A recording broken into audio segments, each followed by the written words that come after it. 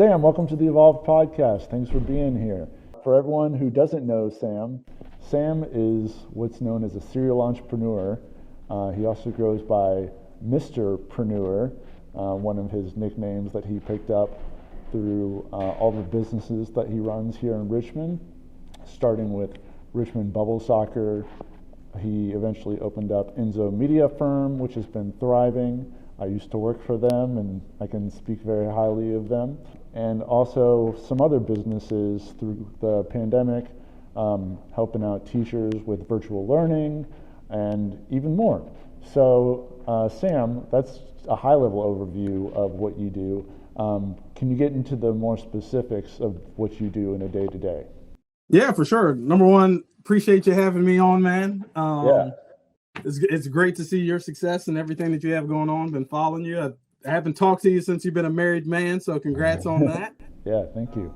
Because being a husband and fatherhood, I don't know if you guys are planning on having any kids, but that's a whole nother level and another joy in life. So glad to see you start going through that process. But serial entrepreneur here in the Richmond area. Like you mentioned, two of my first businesses were Richmond Bubble Soccer. You put on the huge bubble suits and play full contact soccer.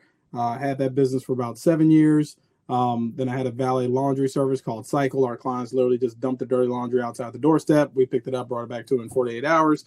In the midst of that, I had a need for marketing, and I kept running into the same thing where it was like some huge studio that wanted 16 grand for a video, or somebody who picked up a camera yesterday and wanted $50. So the stuff I wanted, I couldn't afford. The stuff I could afford, I didn't want. So ultimately, I constructed Enzo Media Firm with that model in mind of being able to serve small to medium-sized companies at a price point they could afford, but ultimately get the quality services that they want.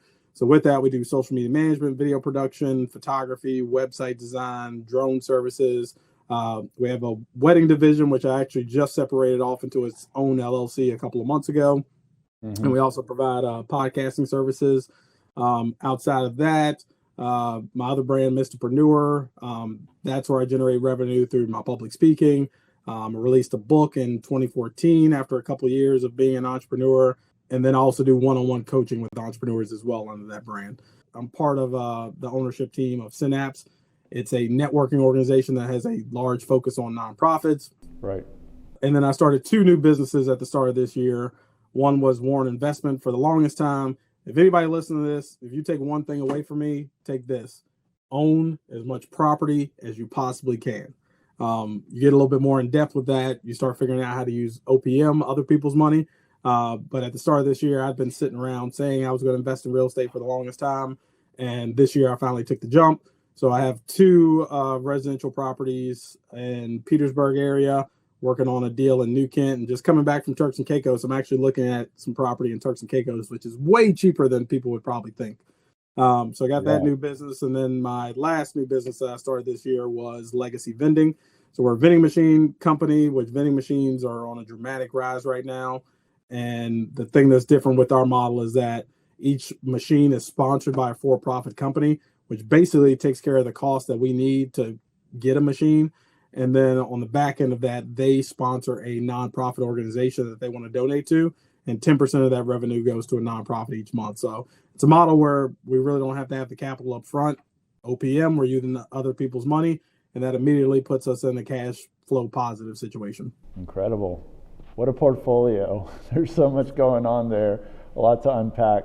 I just want to talk about your real estate investments real quick. So I know you are a big sneakerhead and you got a wall of sneakers behind you. And I know that's even just a small part of the collection. That's just the highlight. I know you talked to me before about wanting to buy a house with money that you got from reselling your shoes. Have you been able to do that? So I've held off, and actually my financial advisor was the one who talked me out of it. So in total, my collection is probably worth somewhere in the neighborhood of about 40 G's, which typically, if you're coming in as an investor, you're looking at a rental property that you're looking to buy. Most of the stuff I'm looking at is in the $100,000 range, like stuff that needs a little bit of attention to it. So a down payment on something like that is, roughly $20,000, let's call it. So from my sneaker collection, I should be able to buy two investment properties. But the reason I've held off, I literally have no attachment. Like before, when you worked here and we were hanging out, I was obsessed with sneakers. Sneakers was my life. I've moved on past that because now to me they're just kicks. But when people come into the office, I close so many deals when people come into the office just from this sneaker collection. Because I think number one, it shows that I'm dedicated to something. Yeah. So I've been a collector since 2014. So I think people just come in and see this display, and like it takes a lot of dedication to be able to acquire this many of anything. So it's been helping me sell. So like I'm not quite ready, but with the emergence of different things in the culture, like the movie Air that was released with Ben Affleck, like sneaker culture is just becoming a much bigger thing. Yeah. So the prices are continually going up. So in all honesty, I'm hoping to hold out for another 10 years before I sell my collection, but it's going to happen at some point. Right on. Yeah, and it's kind of a flex too, like I could have afforded all of these shoes, so you can trust me with your money type of thing. Well, I will tell you, some of the shoes that are on the shelf, I had no business buying when I did. Like now I can afford them, but like when I started collecting, like I was spending rent money to get kicks, which was dumb. Yeah, and I definitely want to go back to that. So I know your love for shoes like comes from your childhood. You grew up poor or like lower income, and you couldn't always afford shoes, and like your parents would tell you no, but you eventually wanted to get to a point where you could buy the shoes that you wanted for yourself. Can you talk about that? Yeah, for sure. So I was probably about 12 years old. I was in the neighborhood playing basketball with a couple guys, and a buddy of mine had on the pair of the Jordan 13 Flints. So it's a white Jordan 13 with like blue accent colors on it. I dropped the basketball. I ran back home to the house and told my parents, like, hey, will you please buy me these Jordan 13s? And their response, of course, which was justified, was, boy, you're 12 years old. Your foot's growing half an inch like every other week. Like, we're not spending this much on a pair of kicks. So in my mind, I just put it there that once I could afford these kind of shoes, I was going to buy myself as many shoes as I wanted to. So that's kind of where the obsession came from. And if you look further back there, you can see a set of golf clubs. So like now I've kind of gotten out of sneakers, and there's some OG pairs that dropped that I'm like, yeah, I got to have those. But there's a whole world of like golf sneakers. So I'm kind of diving back into that world and like starting to buy golf sneakers as well. Oh yeah, you'll have a whole nother wall like by the end of the year with all your golf sneakers on there. It's going to be a problem. Cool. Nike makes golf sneakers, right? Yep, Nike makes golf sneakers. Jordan Brand has their own golf department. Right. There's this company I follow, Eastside Golf, started by two guys. One of them was actually a semi-professional golfer, and they've recently got a partnership with Jordan Brand. So they're actually making their own pairs with their own icon in partnership with Jordan. So yeah, you can go down a whole rabbit hole. And then I just came across this company that basically allows you to put golf spikes on the bottom of any shoe. So now I'm contemplating there may be a couple pair on the wall where I'm like, hey, I'm just going to turn these into golf shoes. Turn the pair of the original Air Jordans into golf shoes. That'd be pretty wicked. They got a lot of Jordan 1s that are golf shoes, but the golf is a very new thing for me. I've probably been in the game for about a month now, but in the last 2 weeks, I've gone to play golf twice, and I've gotten 2 strong business contacts from that. I just saw for the longest time, I'm just like missing business opportunities because I didn't golf. Yeah. So now golf is becoming, I'm replacing my sneaker obsession with my golf obsession now. Yeah. I watched the Michael Jordan Chicago Bulls documentary, The Last Dance. And in that, he talked a lot about how, business deals are won on the golf course. Was that part of your motivation for getting into it? No, it was literally, life, sometimes life will send you a message and you're an idiot if you start to ignore it. So I was at a town hall meeting for a town that I'm investing in, and the topic of golf was brought up 3 times in that meeting. And somebody that was on the panel literally stopped and said, guys, if you don't golf, you need to pick the deal up now because you're literally missing out on business opportunities by not golfing. And then it was a week before that, one of my mentors, I was trying to get some time with him. He's a very busy, successful guy. And he was like, hey, man, I don't have time for lunch or anything this week, but our 4th guy on our foursome for golf dropped out. I'm about to go hit the range. Like, if you got time, if you golf, like, meet me up there and we can talk about everything you need to talk about. And I was like, dude, I don't golf. He's like, all right, well, I'll catch you whenever. So it was like opportunity after opportunity after opportunity, like kept coming. And my response was always, I don't play golf. So I was like, I got to get away from this. And number one, I have an obsessive personality where like when I get into something, I'm in all the way. Yeah. So like, I really don't do a whole lot for fun. If I wasn't married, I'd probably never vacation. My wife like forces me to take vacations. Even that trip to Turks and Caicos, the ideal vacation for me is if somebody's paying me to go there to do a little work, then I can chill for a couple days. Like to me, that's the ideal vacation. Did you get to bring your wife and kids on your trip to Turks and Caicos too? Not on this trip. And I told my wife I got a rule. Like I got a very young family. Like my oldest is 3 years old, my daughter, and my son's about to turn 2. I told them I don't want to put them on a plane until they're 5 because I don't want to be that parent with the screaming kid on the plane. So they got a couple of years before they start flying. But I promised my wife I'll more than likely get booked for the Turks and Caicos job again next year. I told her next time I go, she gets to come. Cool. Yeah, it's great when you can bring family along or like your partner on those types of trips.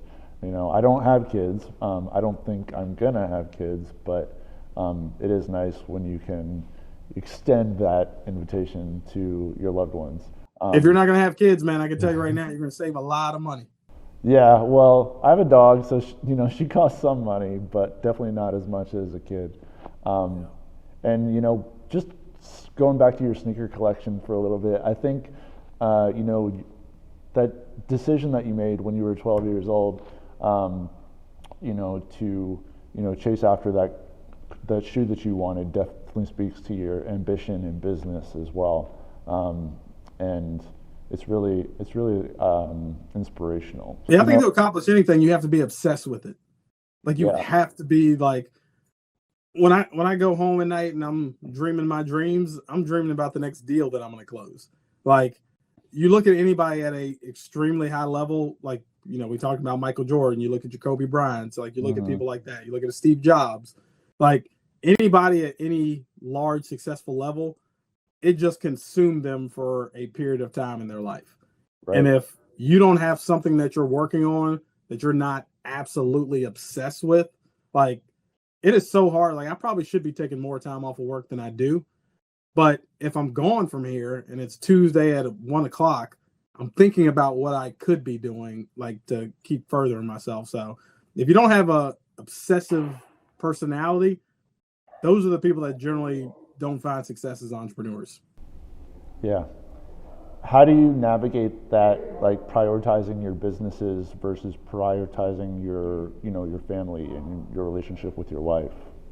I think a lot of people look at what I have going on and they're just like, oh, Sam's doing it all. Well, no, Sam's not doing it all. Like there's a team behind me.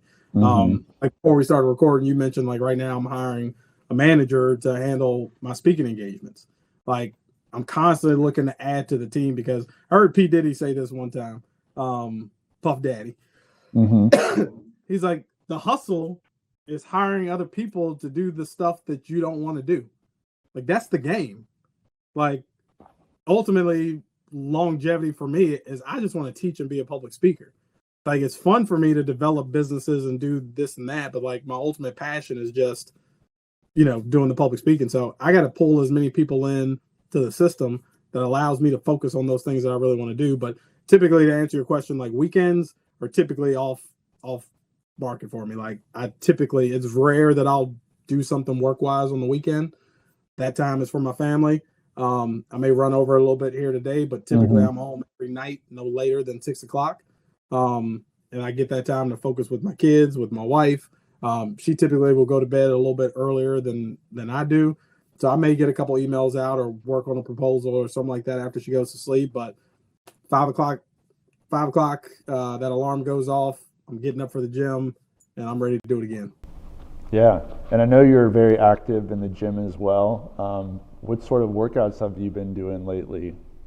So I was always a long distance runner. Like was my thing in middle, high school, and college. And then when I wasn't just running track or cross country, I was playing soccer.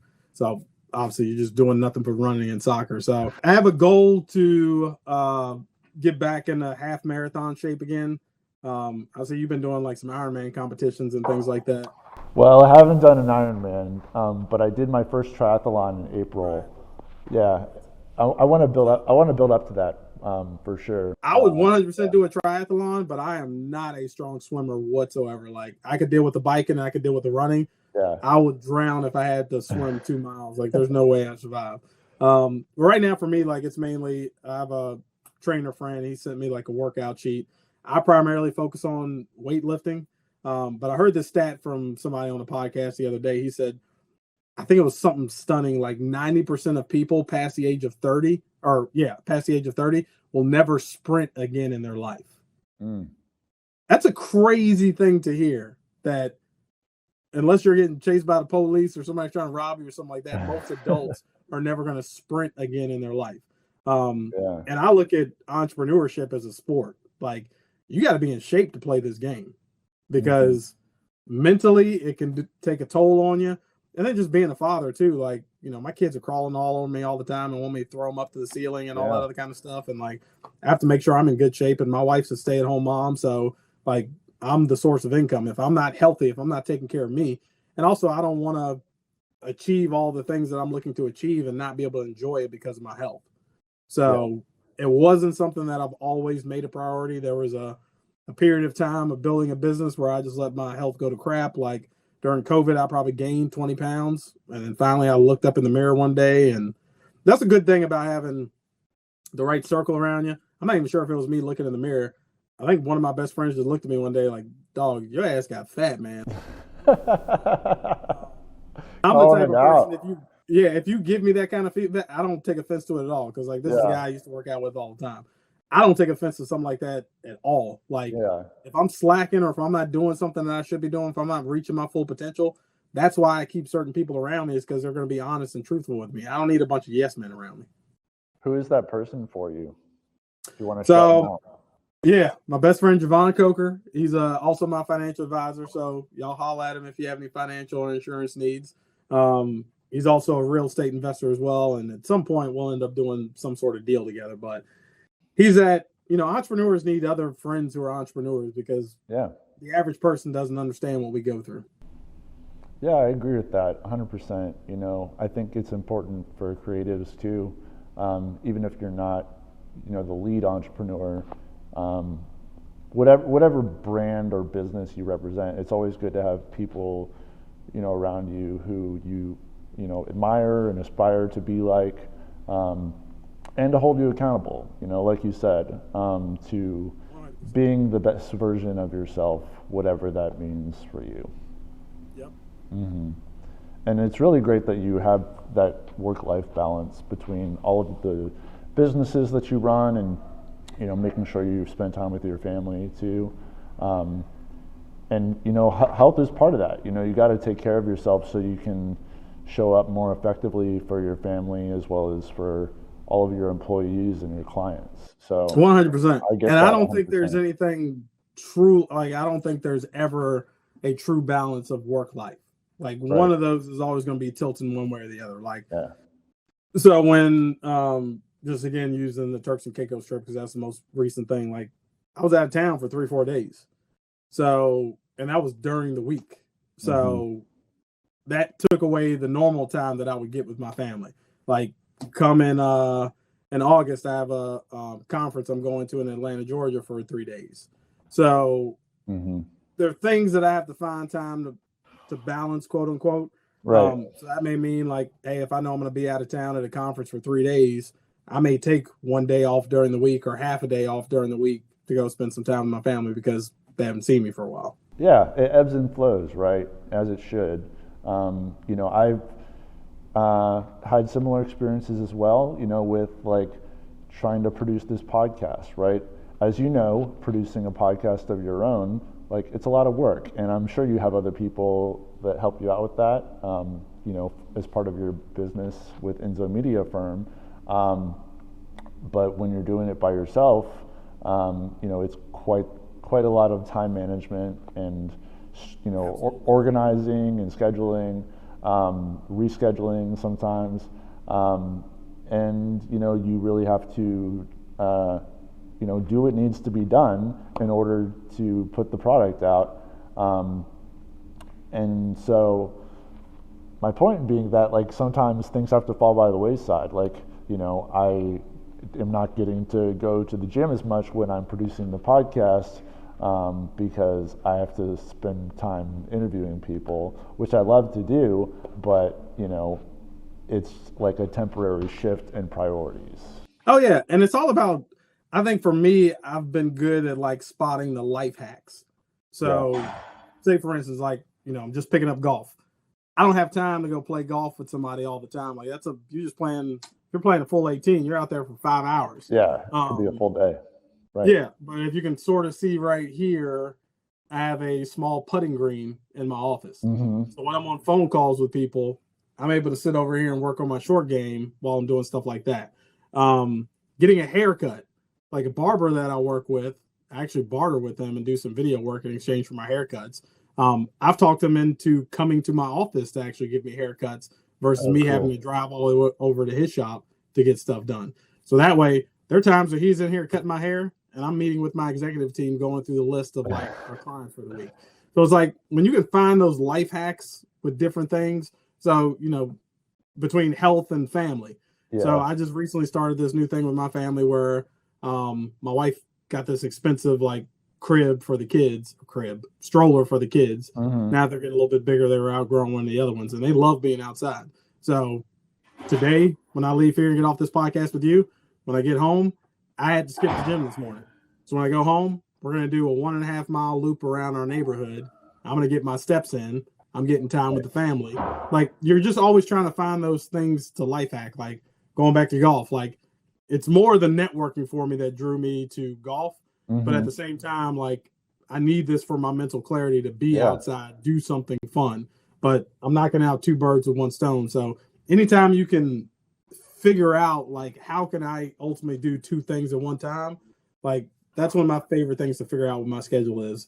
Yeah. Because I'll rarely for lunch, I rarely just, most people take a 30-minute to an hour break and they just go enjoy their lunch. I don't do that. Like while I'm eating lunch, I got something up on the TV that I'm being educated on, whether I'm watching a conference or something like that. When I go to the gym, I'm listening to podcasts and audiobooks nonstop. So from the moment I wake up at 5 a.m., I'm getting education from that exact moment. So like right now, I'm real big into learning AI tools right now because it's something that's going to revolutionize our industry and just about every industry in the world. So because I don't have the time to sit here and research during the day, there's no excuse. If I'm getting up at 5 a.m., by the time I jump in the shower and get out, that's a good 2 hours I have of like listening to a podcast educating me on AI. So like then when I get into the office, I can now give that information to my team and they can run forward with all this stuff. That's awesome. Yeah. And, having a barber at the office sounds like a pretty sweet like flex for a business owner. But I'm just curious, like, how do you keep it clean? Does he have to like bring a tarp to lay down and, make sure he doesn't get hair everywhere? Yeah. So we got a like most of the time he'll do it here in my office.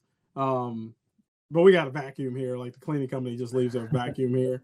So yeah, he gets it up like after he cuts me. Yeah. And I know some people, would describe, your hectic lifestyle with all of these businesses that you run as, being a workaholic. But I know you don't think about it that way. Can you talk about that? Yeah, I would say even if it was, what's wrong with being a workaholic? What's wrong with being so passionate and obsessed with something that you give it your all? And I think most people that would look at it that way, it's because they're looking at their life and realizing that they're not giving something their all. Mm-hmm. So I'm thoroughly blessed that I was able to find what I was put here on this earth for at what I would consider a fairly young age. It was by the time I was 30 that I realized I'm meant to be an entrepreneur. So if I get to spend every waking moment of my life doing something that I constructed my life to be, most people, the term workaholic is just like, and it's not necessarily working for somebody else. Like if you're just doing something that you enjoy doing, why wouldn't you want to do more of it? Mm-hmm. Like it's like, if you enjoy the company of your partner, why wouldn't you look to spend as much time with them as possible? Absolutely. Does that make you a relationship junkie? Hey, maybe, but it's not necessarily a bad thing, I'm curious, Where did your desire to be an entrepreneurship come from, and how did that happen? Like, how were you working in a corporate setting before that? It was in a corporate setting, but it all came from one book, and I'm sure most people have heard this book, Rich Dad Poor Dad by Robert Kiyosaki. Like, number one, I was never a reader.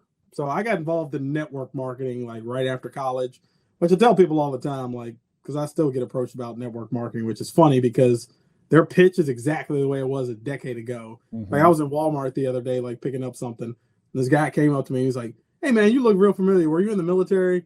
And then I could see him starting to go into his pitch. I'm like, "Dude, I know what you do. I know what you're trying to do, and I know what you do." Right. But through network marketing, mentor I learned from just told me, "Hey man, you're never going to be rich if you don't read. Like, it's not an either or. Like, you got to read, man." I was like, "All right, well, I'm not going to let my lack of enjoyment for reading keep me from putting money in the bank." So Robert Kiyosaki's Rich Dad Poor Dad was the first book he put in my hand, and it literally made me feel like I've been living life in black and white my entire life, and for the first time I was seeing in color. Like, I didn't realize that there was another way to live. Like, my parents taught me the best they could, and it was go to school, get a good education, get a good job. Mm-hmm. I didn't realize that there was even an option for me not to work for someone else. So once I was exposed to that world, I mean, that was it. Like, I knew that was it. So after I was exposed to that, I mean, it was years later, like we're talking probably another 5-6 years before I actually made the leap and was in the position and had the education and information to go out and do something on my own. But once I started that first business and I got a taste of it, oh man, that was it. And the first business was Richmond Bubble Soccer? Yeah, and I think for most people, I think a lot of people try to force themselves to be entrepreneurs because they think it's a cool thing to do. Mm-hmm. You're either born with it or you're not. Like, it's really not something that can be taught. It's in you or it's not. It's just like, I always use LeBron James or Michael Jordan, any of those great guys, as like examples. Like, LeBron James was obviously like a freak of nature in terms of his athletic abilities, but he still honed that craft and that passion. So there was a part of LeBron James who's just born to play basketball. But I can go to the gym for 15 hours a day and I will never be LeBron James. So it's like there are certain factors, like we all have that our own it factor, which whatever that is. And that could be, you could be one of the greatest accountants in the world. You could be one of the greatest landscapers in the world. Like, whatever it is, we all have that one thing that can be our it. And I think it's just working through enough crap to find what your it is and what you're passionate about. Like a saying, a quote that I'm sure has been used over and over is, there are 2 great days in any person's life: the day they're born and the day they realize why they were born. And that's what I've always chased after. And once I found it, that was it.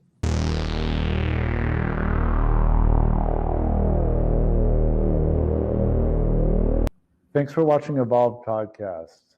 This episode is brought to you by our sponsors. Evolved Goods was founded on the ethos that this podcast was started on, pursuing personal growth with a positive mindset. Our clothing are a reflection of that. Our first line, the Standard, which launched earlier this year, is now available on our website, evolvedgoods.co. And we will be launching our second line this summer called Soak It Up. So follow us on Instagram at evolvedgoods.co and check out our website for more clothing drops coming soon. This podcast is also sponsored by True Nutrition. Use Evolved Podcast to get 5% off all True Nutrition supplements. I'm personally a fan of their soy isolate vegan protein powder, available in a variety of flavors and strengths from light to heavy. They also have non-vegan protein powders if that's not your thing. I recommend the cookies and cream flavor in heavy strength, and I add it to waffles, oatmeal, and protein shakes. They're delicious. Check out their wide range of supplements at affordable prices that are third-party tested and verified for content quality. They are able to provide such great prices because their supplements come direct from the manufacturer without any marketing gimmicks or fancy labels. Visit TrueNutrition.com to supplement your workouts and nutrition. Use code EvolvedPodcast to get 10% off all weight train and athleticity gym gear and apparel. No matter what you need for your workouts, they have the gear to help you get it done. They have great clothes for the gym wear, for men and women. Visit weighttrain.com for all your gym gear needs. Last is not dead yet. Use code EVOLVEPODCAST to get 15% off all clothing and accessories. The goat shorts and shirts are some of the most comfortable clothing I've ever worn, and they have the coolest designs. However, their drops are only available in limited quantities, so get your favorites while you can, and be on the lookout for other drops you're stoked on. Visit notdeadyet.com for clothing to remind the world you are not dead yet. Now, back to the show.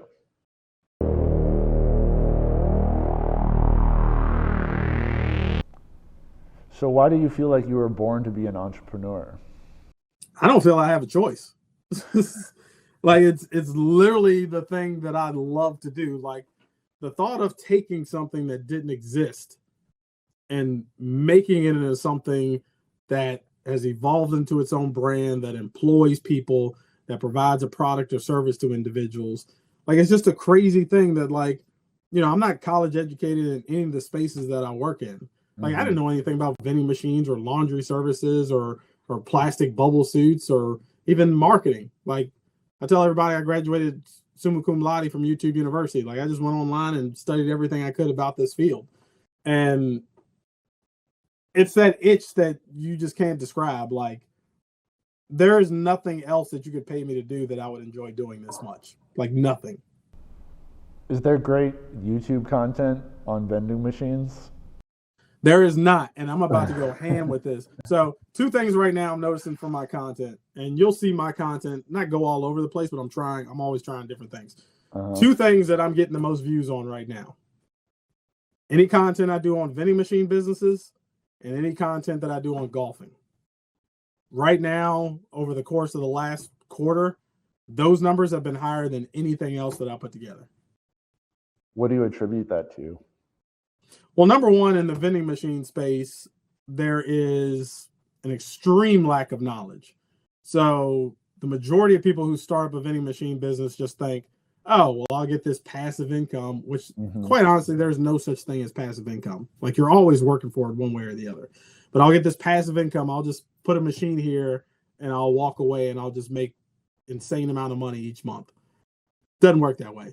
But if you look online, there is not one national conference in the United States where they teach you how to own and operate your own vending machine business.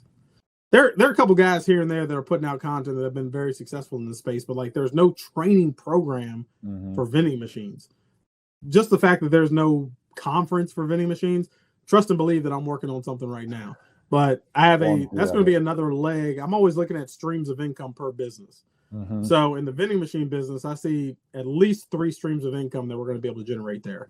One is just the service that we're providing, actually placing vending machines and the money we make off of that.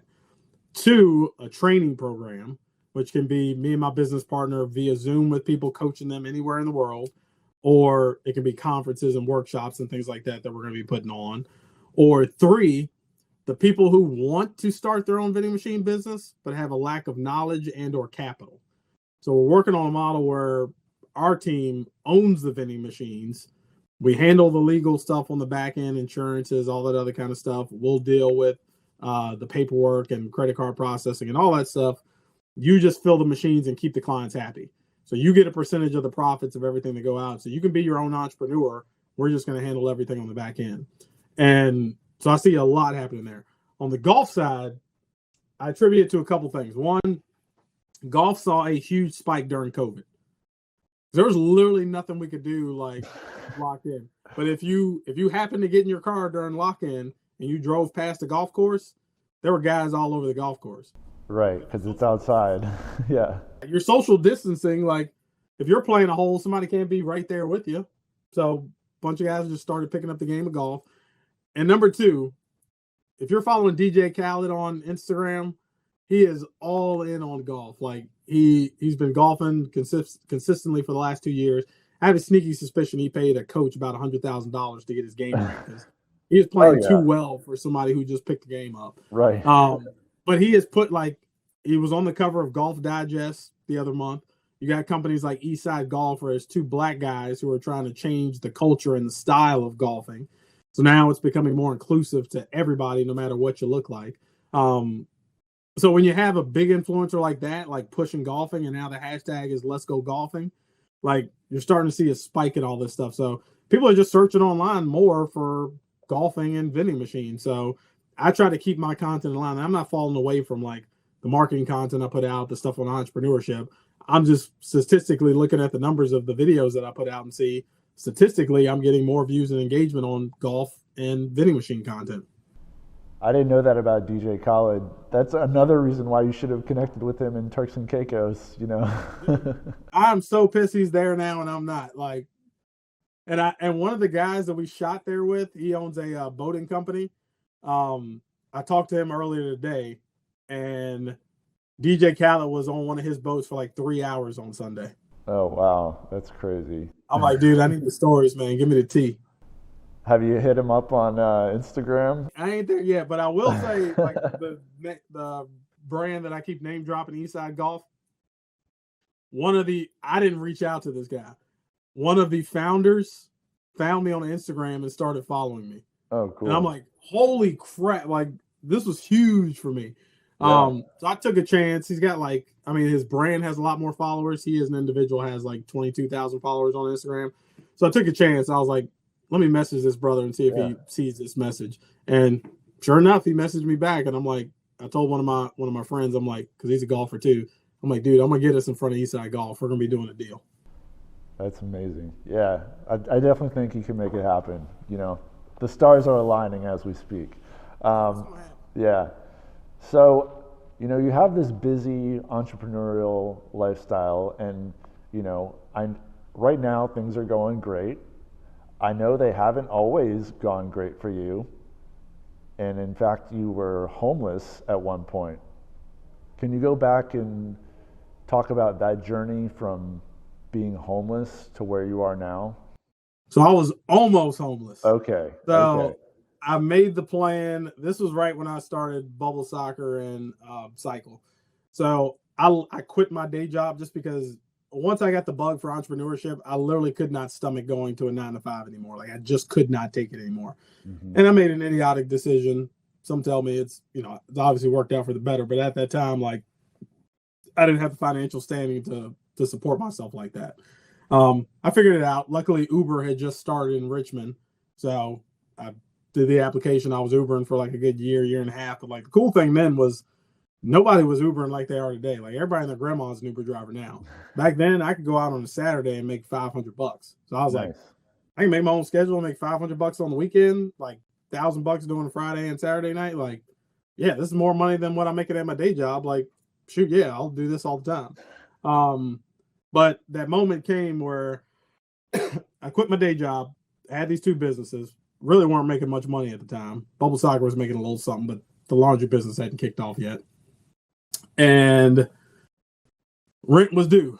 So, now I've been blessed enough to, own properties and, have my own homes. But, at that moment I was renting. And for anybody who's renting, I don't care if you got 99.9% of the money. They got that last date of the month that they're going to allow you to pay before they kick you out and take you to court. And I was at that phase, and I went to my roommate. I had a roommate. And I said, look, man, I ain't got it. I don't know when I'm going to get it.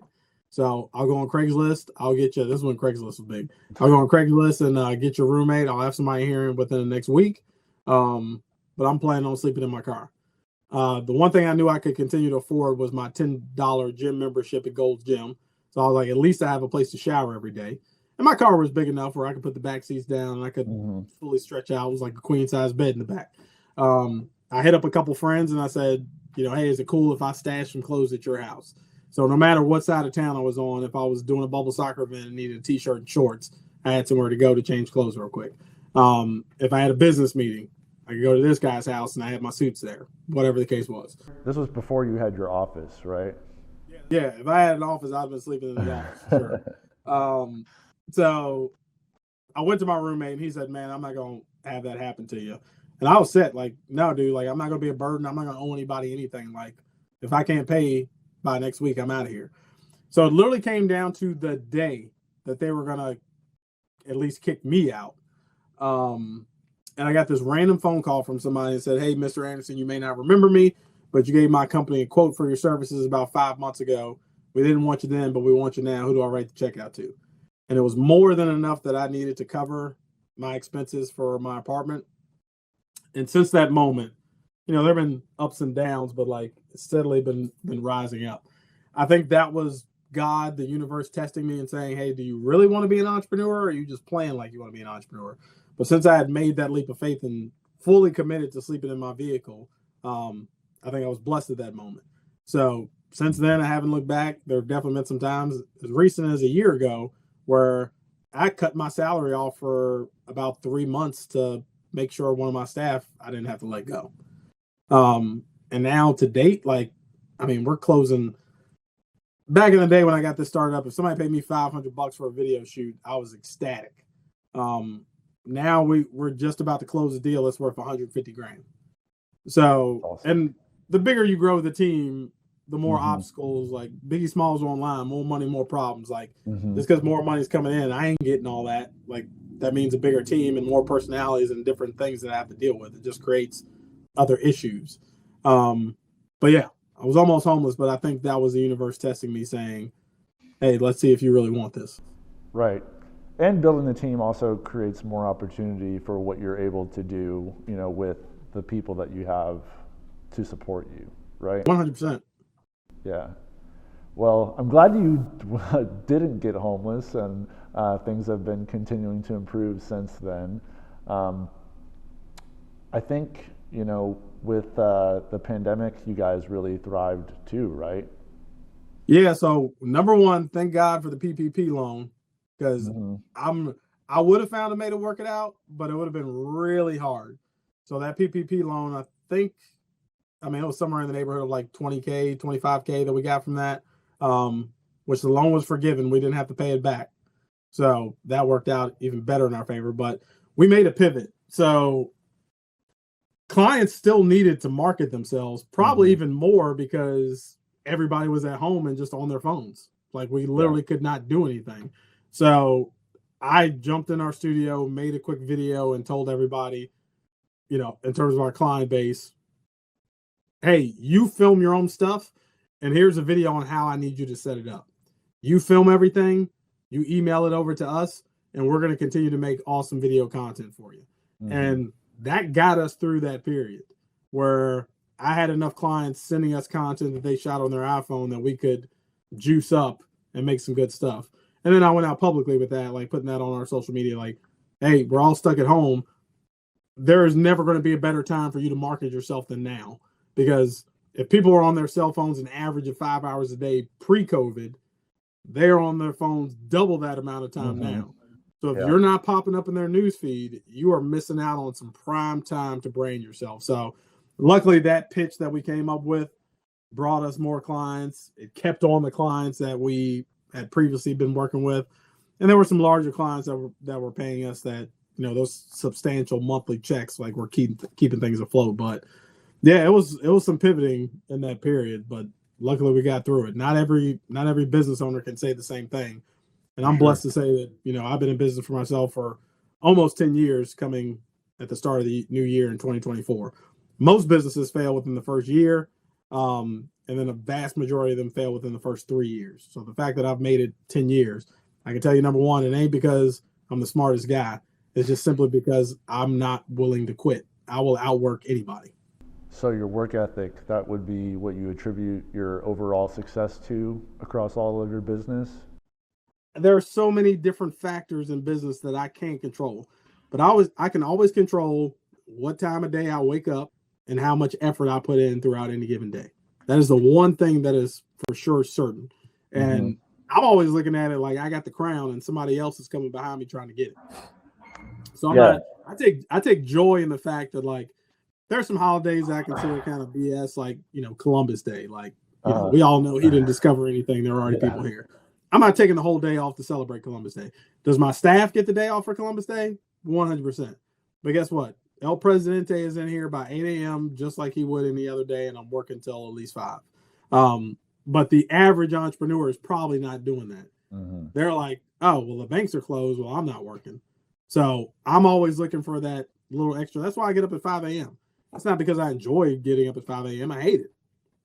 But if I know the average business owner is probably getting up somewhere around 7 a.m., 8 a.m. before they get into the office, if I'm getting up 2-3 hours before them in the course of a week, I've gotten way more done than they will in the next couple weeks.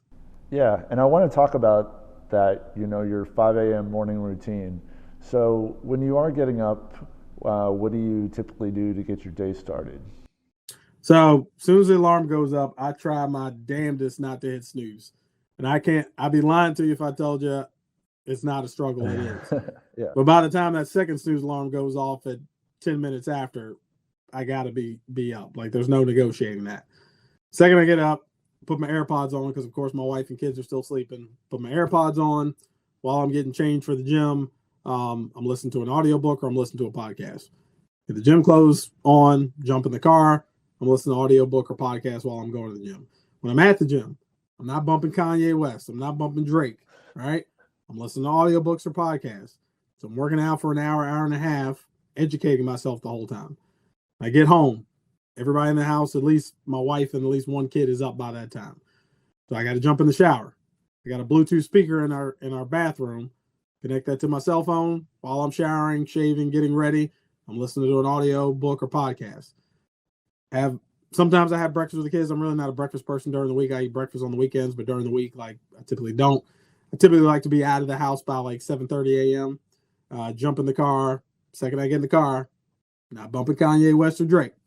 Let's keep continuing on with the audiobook or podcast. Second I get to the office, I normally get to the office about 8 a.m. My staff doesn't get here until 9 a.m.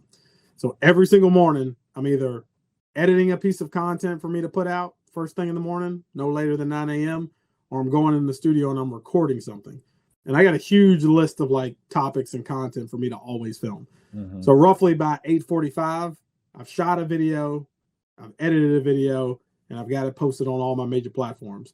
So by the time my team gets in, I've basically got a full education for the day. I've basically been in a conference all day. Yeah. I've worked out. I've got my content out on all major platforms. Now I'm ready to get rolling with the team and get busy. Talk about a serious work ethic. That's amazing. So I'm curious, what are some audiobooks and podcasts that you've been enjoying lately? Oh, love that. I can open up my phone, go right down the list for you. So number one, getting into real estate investing, Bigger Pockets is my number one podcast for that. Earn Your Leisure. It's two brothers who are really trying to get people financially smart, learning about investments, business ownership, all that other kind of stuff. When I talked about the conference I was going to in Atlanta in August, I'm going to their conference. And they got the likes of Steve Harvey's going to be on stage. I talked about P. Diddy, Puff Daddy's going to be on stage talking. I can't remember the guy's name. He's the wealthiest black commercial real estate investor in the world. He's going to be on stage. So there's going to be a lot of education there. I will admit that, and I just got into Damon John's podcast, The Moment. That Moment is the name of the podcast with Damon John. I will admit that I have a obsession with crime podcasts. Mm-hmm. So it doesn't bring any value to me besides pure entertainment. I don't listen to it as much as I used to because I want that time to educate myself and build myself up as an entrepreneur and leader. But sometimes you're just not in the mood to be educated. If I need a little release and I need to be entertained, it's Sword and Scale is my favorite crime podcast right now. In terms of audiobooks, and I'm a big fan of audiobooks because, while I'm cutting the grass, I'm working out, whatever it is, I don't always have time to sit down and just read a book, especially with two young kids running around. Right now, I'm listening to Can't Hurt Me by David Goggins. Mm-hmm. I just finished it. Yeah, it's great. That guy is insane. Yeah. And listening to him, you have no excuse for anything in your life. You got to go out and get it done. A book I'm telling every entrepreneur to read right now is Profit First.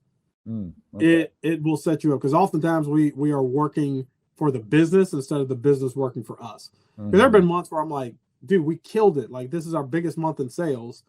And I look at my personal checking account and I don't see it. Right. So now I have all my companies set up on a model where 5% of every transaction that comes through on a daily basis gets put into a reserve profit account. The reserve account is there, like in case we fall on hard times. I got at least 3 to 6 months worth of operating expenses there, but primarily I'm using that account to save up for an office building. So the place that we're at now, we got another 3 years on we just signed a 3-year lease, renewed our 3-year lease. So when that's up, I'm planning on being able to buy a business that I can house my companies in, but also have enough space that I can rent it out to other businesses. So that's part of that. But profit first now I'm paying myself a quarterly bonus as well as my executive team. We all engage in quarterly bonuses. So when things are good, that's going into our personal account and not just being reinvested back into the business.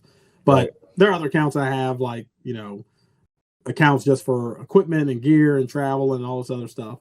But profit first really gets you in the mindset of like how you should be operating your business and the things you're doing. And probably the last one I'll recommend in terms of audiobooks, Brendan Kane's Hook Point.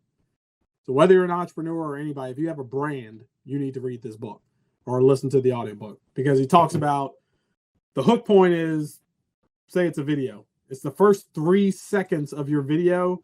Visually, what are you doing to capture somebody? Or it could be in the text or caption. Are you saying somebody that within the first 3 seconds is going to capture them? Because that's literally all the time you have to capture somebody's attention to make them stop on your post. If you're not visually showcasing something to them that's interesting enough or saying something interesting enough in the first 3 seconds, then they're going to continue to move on. So like an example of that would be, instead of going into a video and explaining like a top 3 of something, I may start out a video and say, hey, do you want to make another $10,000 a month? Do these 3 things. Now, I'm not going to make a video like that. I'm just using that as an example.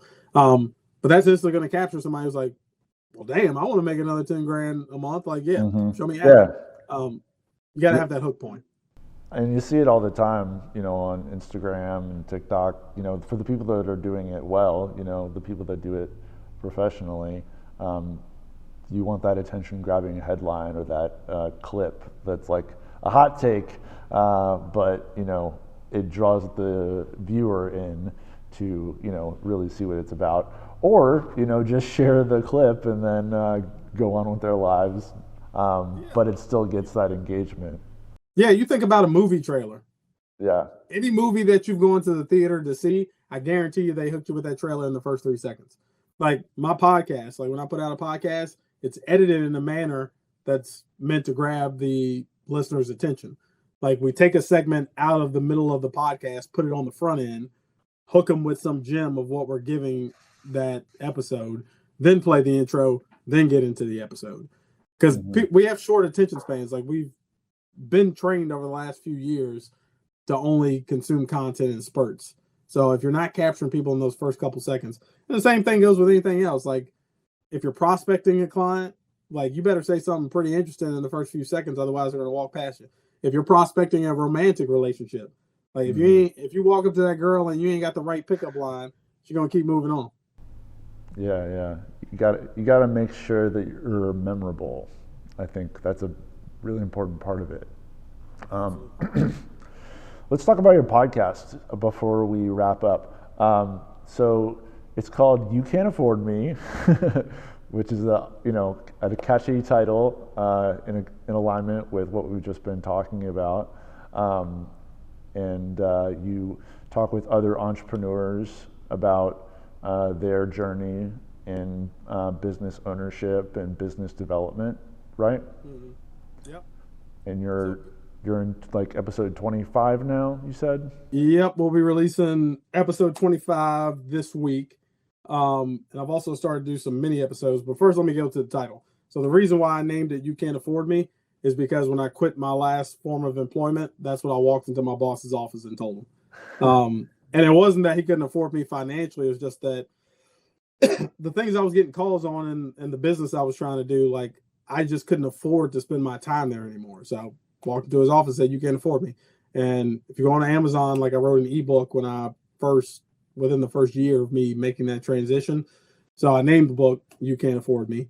So when I was coming up with the title for the podcast, I was like, well, that's fitting. Let's stay on brand and like keep it consistent. Smart.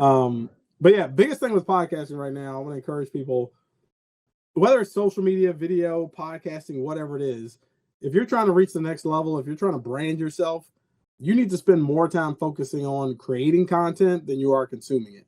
So when I'm listening to a podcast, the reason I have an insane list of topics and things like that I can cover and make videos on is because while I'm listening to podcasts and audiobooks, I'll hear them say something and I'm like, ooh, I can do a take on that. I can give that my own spin. And it could just be one or two sentences that they say and it sparks an idea. But with podcasting, right now, I tell people this crazy statistic. Right now, on a daily basis, there are 3.7 million videos uploaded to YouTube every single day. That's not including Facebook, Instagram, TikTok, anything, just YouTube. And I'm a big video guy. I'm not saying people need to avoid that. Like, there's still major power in video. Everybody thinks that everybody and their grandma has a podcast. Not true. I think actual podcasts worldwide, they're like 1.1 million. But when we get to active podcasts, meaning that you're uploading at least one episode a month, there are only 300,000 podcasts worldwide. There's 7.7 billion people on this earth. That is a very small number. Now, when you start categorizing that and putting that into genres, let's say you're passionate about beekeeping. There may be 3 podcasts in the entire world that are talking on the topics that you're talking on. So if someone goes to search beekeeping in the podcast app, you're going to be one of the only podcasts that pop up. Like, this is an extraordinary time for people to build their brand. And you look at the emergence of things like, your Google Home and Alexa and things like this. It's only going to get bigger where when it gets dark in my house, me and my wife don't get up and flip on the switch. We say, Alexa, turn on family room, right? There are going to be many more commands that people are doing. Even with, like, instead of Google searches, I think 40% of consumers are hiring vendors, off of voice searches, where they're at home and they're like, hey, Alexa, I need a plumber.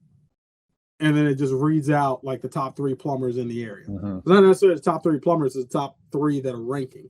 Right. So podcasting is a space that, like, man, people can go crazy. So when I heard that stat, and I'm like, okay, so the majority of people who have active podcasts are only doing 1 episode a month. Well, what if I did 4? And now that I've been doing 4 consistently, I'm like, what if I can add 1 or 2 more each week? So what if I'm putting out 10 episodes a month versus 1? There are probably a lot of people in my space. And when I say a lot of people, let's call it 1,000, something like that. Still a very small number in the grand scheme of things. But if they're only uploading once a month and I'm uploading 10 times a month, eventually my numbers are going to catch up to theirs and my rankings are going to get higher and more people are going to be finding my content than others. So I'm all in on podcasting right now. Yeah. So do you have a producer that you work with to, help you put that out? Yeah. So I'll break it down for you beautifully. So we have one room here. I think when you were here, it was actually my office. So my old office is now the podcast studio. So we have soundproofing and all that stuff in there, professional mics, everything. So our team actually produces podcasts for clients. So we have clients come in and record their podcasts. We sound engineer, do all that stuff. But here's the beautiful thing. Aside from the equipment and setting the levels in there for people to record, we don't do anything else. We have a virtual assistant that we've hired for podcast editing. He charges $5 an hour. So whether it's my podcast or a client, before I was paying, a full-time staff member, let's call it $20 an hour, and podcast editing was something that was on their plate. I went from my cost being $20 an hour to get a podcast produced to $5 an hour to have a podcast produced. So once I recorded, my team videotapes, I don't do jack. I come in there as a talent. Like, I come in, the guest is there. I don't do a whole lot of prep. Like, you've obviously prepped for this interview. Most of the time when I'm having somebody on the podcast, I either know them fairly well or we just met and I just kind of see where the conversation goes. So I don't spend a lot of time even developing. I'm just like, hey, you look cool. I see what you're doing. Let me get you on the show. You have a general idea of what you want to talk about. Yeah. And that's my style. Like, I'm not saying everybody needs to do that. Like, if I get booked for a talk, generally I have to pull somebody aside 5 minutes before I go on stage and be like, hey, what am I talking about today? Okay, cool. So I don't like to roll off a script or a PowerPoint or any of that stuff. I just like to see where the conversation goes. And I've done all facets enough where, like, I got some things that I can rely on and fall back to. But there's not a whole lot. Like, the entry level for this is getting a lot easier. So we use Riverside. We use Riverside for clients that we record their podcasts that they're having to talk to somebody out of state or out of the area. So it's getting easier and easier. The thing about our service that I think will continue to grow is, even though this stuff's getting easier, some people still don't have the time to do it. Even though you can do it, you may not want to. Right. I used to think people that hired somebody to cut their own grass, they were just being bougie and lazy. But if I can go out and earn $150 an hour and I can pay somebody $20 an hour to cut my grass, why would I waste my time cutting my grass? Mm-hmm. And you may enjoy cutting your grass, and if that's therapy for you, go out and cut the damn grass. But again, back to the life hacking, finding different areas. Like, if you can record, I've seen people record podcasts just with their free earbuds that come with their iPhone. Mm-hmm. Like, there are ways to do it. Now, is that quality going to be good as yours or mine? Probably not. Yeah, it's debatable, right? Like, there are different levels of quality you can achieve. Season 1 for this podcast, I just recorded it all through Zoom on my laptop. I didn't have any headphones or external microphones. You could even do it on your phone, like with just your phone. It just depends on what you want to do with it, how you want to customize it in terms of the production quality. And then, from editing, you could just upload the files straight to, whatever platform, or you can, add your own personal touches to it. It is so much more accessible and quote unquote easier now, but more so accessible. Yeah, just getting started is the hardest part, for sure. Yeah, most people think, I got to buy a $500 mic, I got to have a studio space, no, just start. Your stuff is supposed to suck when you start. Like, there's nothing that you've ever done in your entire life where you were great at it from day one. Mm-hmm. Absolutely. So, wrapping up, what would you say is like a guiding focus for you? It can be a quote or a tip, something that just really resonates with you, that helps you to stay positive when you're in times of personal hardship, or you're just feeling really overwhelmed with everything you have going on. Yeah, I mean, like the guy we were talking about, what was that audiobook I said? You said you just finished reading this book. What's that guy's name? David Goggins. David Goggins, yeah. I mean, I've never been the type where like I need a cheerleader. Like, can I cuss on your podcast? I may have dropped a couple. Yeah. Okay. It was that quote from Friday. Like, everybody's made a meme out of it. Like, when I'm feeling down, I always remember this quote that my dad taught me. And there was a snippet from Friday where he's like, "Stop being a bitch and come on." Like, you just got to pick yourself up. Like, I don't typically listen to motivational content. There was a period where like that was all I listened to. Mm-hmm. And I think a lot of that just like bled into my soul, and I got enough for a lifetime now. But ultimately you're looking at the goal. Like, I don't care if I feel like doing something. I do it because I know it's the right thing for me to do, and it's going to get me to the next level. Like I said, with working out in the morning, I don't feel, what idiot wants to get up at 5 a.m.? Nobody wants to get up that early. I'm trying to push myself to get up at like 4:34 a.m. Like, that's the next goal for me. Nobody wants to do that. Mm-hmm. You do it because of the result that it's going to get you later on. So for me, and again, this is where the entrepreneurship thing comes in, where I feel like you're partly just born with this, where you just have that get up and go spirit, where you don't need a pat on the back. Because I know even when times are hard, it's not going to last forever. When times are good, it's not going to last forever. Like, life is literally ebbs and flows. Like, there's never going to be a stretch of your life where everything's either all good or all bad. So just understanding that that's life, and that's the season that you're in. So I know when I get into hardships and I'm not feeling that motivated to do X, Y, and Z, like, it's not going to last. Now, there are things in terms of like your mental health check-ins and things like that, where like, another big reason why I picked up golf, because I just need that mental health checkout. Like, that's one thing that's going to allow me, because I can't be on my phone, like texting and being on Instagram and doing all this other stuff. Like, I'm just out in nature, enjoying some good company with other people and playing a game. So I think those people that need a lot of rah-rah and like inspiration, do that for a short period of time, where like Gary Vee was like one of my mentors from a distance, where like initially he's just like ass kicking like all the time, like stop being a bitch and get after it. Like you don't have an excuse, like just go do it.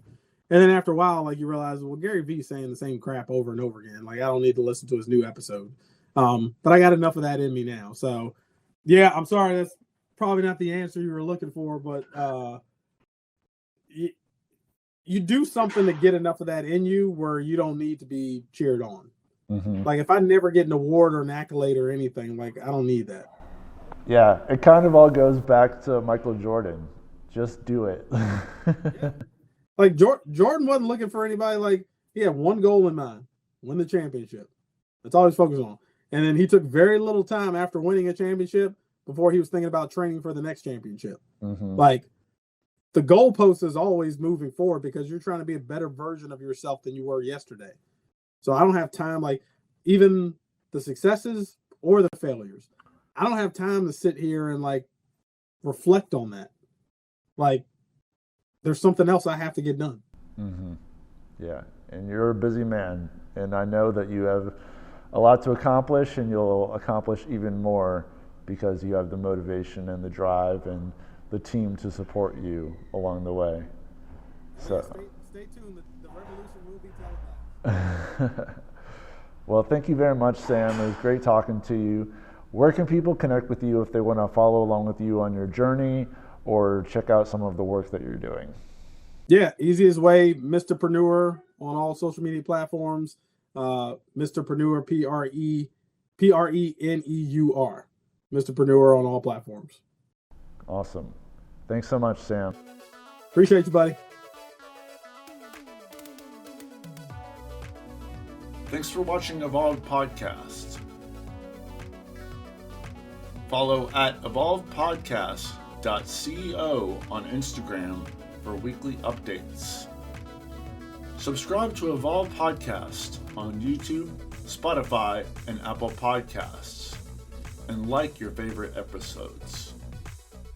Production and editing by Joe Fitzpatrick. Our theme music, Endless Cruise, is written and performed by Fingers, spelled F1NG3RS.